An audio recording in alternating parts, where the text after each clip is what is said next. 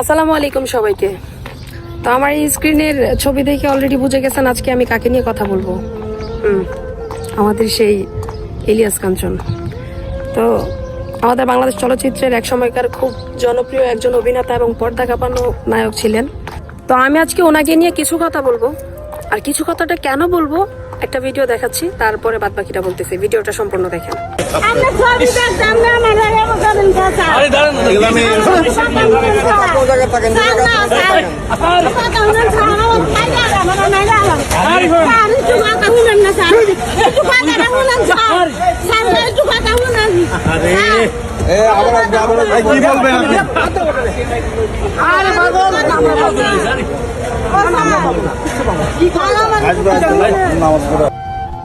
কি ভিডিওটা দেখলেন না কিছু শুনছেন?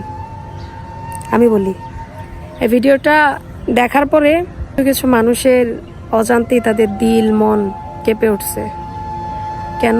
তার আর্তনাদ, তার আকুতি মিনতি, তার ভিতরে যে একটা আর্তনাদ ছিল, স্যার স্যার স্যার একটু শোনেন, স্যার একটু শোনেন, দরকার হয় আমাকে মাইরা ফেলান। কাঞ্চন স্যার, আপনাকে একটা কথা বলি, আজকের ইলিয়াস কাঞ্চন আপনি কিন্তু একা হাইটা হাইটা এখানে চলে আসে পড়েন নাই না। ইলিয়াস কাঞ্চন আপনি একা একা হয়ে যান নাই। আজকে যে ভদ্রমহিলাটাকে আপনি ইগনোর করলেন, ধাক্কা দিয়ে দূরে সরাই দিলেন, তাকে 2 মিনিট সময় দিতে পারলেন না, উনি এবং উনার মতো কিছু মানুষের কারণে আজকে আপনি ইলিয়াস কাঞ্চন। যেই ভদ্রমহিলাকে আপনি কথা বলার জন্য 2 মিনিট দিতে পারেন নাই, অথচ মাসকে মাস দিনকে দিন উনি এবং উনার মতো মানুষ আপনার 2 ঘন্টার মুভি দেখে আসছে। একটু চিন্তা করেন, মানুষ মানুষের জন্য এত অহংকার কিসের? কিসের আপনার এত অহংকার?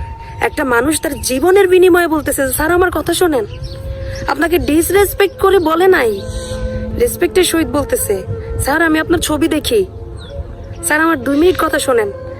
আপনি 5 ওয়াক্ত নামাজ পড়েন শুনলাম, এখন এগুলা কি লোক দেখানো নামাজ পড়েন নাকি আল্লাহকে ভয় করে নামাজ পড়েন? যদি আল্লাহকে ভয় করে নামাজ পড়েন, আল্লাহর বান্দাকে তো এভাবে আপনি ইগনোর করতে পারতেন না, এভাবে ব্যবহার করতে পারতেন না। অহংকার রাখিয়েন না, ভুলে যায়েন না। শেষ কথা একটাই, যাদেরকে আপনি এভাবে ইগনোর করলেন, যে মানুষটাকে আপনি ইগনোর করলেন, আল্লাহ না করুক তার দোয়ায় হয়তো বা আপনার ইলিয়াস কাঞ্চন থেকে